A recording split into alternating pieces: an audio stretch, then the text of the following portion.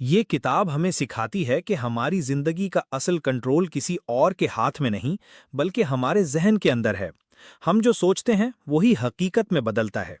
अगर हम मुस्बत सोचें, खुद पर यकीन करें और मुसलसल बेहतरी की तरफ बढ़ें, तो हम वो सब कुछ हासिल कर सकते हैं जो हम चाहते हैं।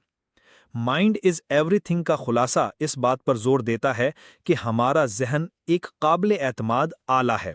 इस किताब के मुताबिक अगर हम अपनी जिंदगी पर नजर दौड़ाएं, तो हमें ये एहसास होगा कि हमारी जिंदगी की ज्यादातर रुकावटें और नाकामियां हमारी अपनी ही सोच की पैदावार हैं। हम एक मोबाइल फोन को कंट्रोल करने के लिए वक्त और तवानाई लगाते हैं, लेकिन हम अपने जहन को कंट्रोल करने के लिए कोई कोशिश नहीं करते।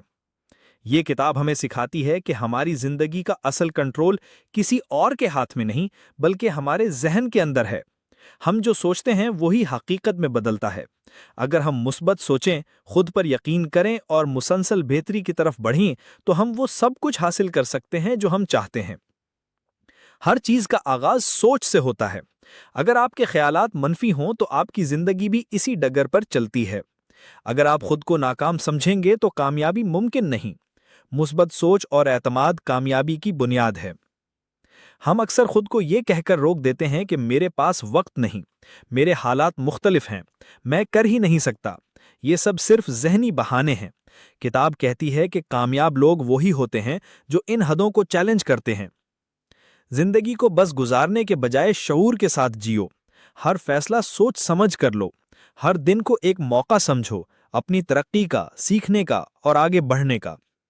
आपके इर्द गिर्द के लोग आपकी तवानाई पर असर अंदाज होते हैं।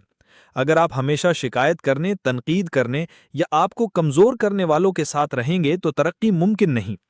मुस्बत और मेहनती लोगों का साथ रखो। किताब ये भी बताती है कि सिर्फ ख्यालात काफी नहीं। कामयाबी के लिए जरूरी है कि आप रोजाना थोड़ा थोड़ा करके अपने हदफ की तरफ बढ़ें।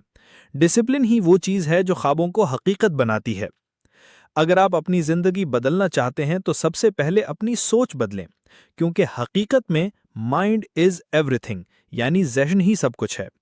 अगर ये खुलासा पसंद आया हो तो लाइक करें, सब्सक्राइब करें और नीचे कमेंट में बताएं कि आपको